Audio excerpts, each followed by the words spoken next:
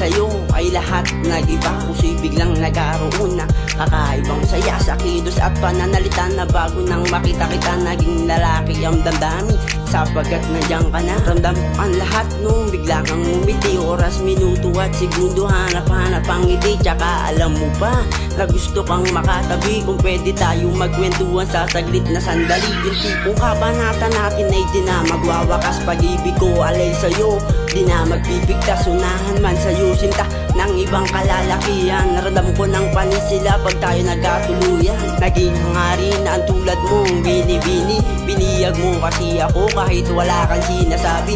Bawat pansin sa'yo is na parang hindi mo lang kilala yung lalaki nagtatago sa'yo ng pagsinta. Napipigilan na sa tuwing makita't masilayan ko na ang dalaga na nagpapabuhay ng aking umaga.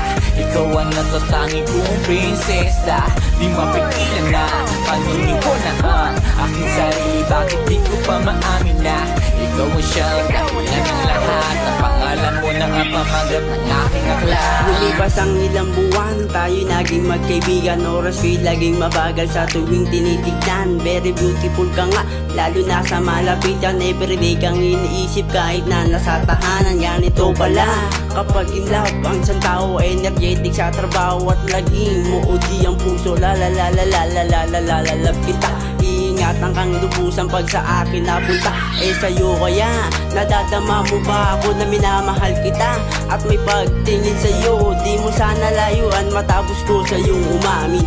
Ewan ba ang sasagot kapag sinabi ang dalangin na lagi kong hinihiling na bumayag ka? Subalit ewan ko kung bakit di ko masabi ang bawat titik ko masenya sa iyo, na malaman mo man lang na wala nang ang ibang inaangat kundi ikaw lang. Ako'y napipigilan na sa tuwing makita't masilayan ko na ang dalaga na nagpapabuhay ng aking umaga.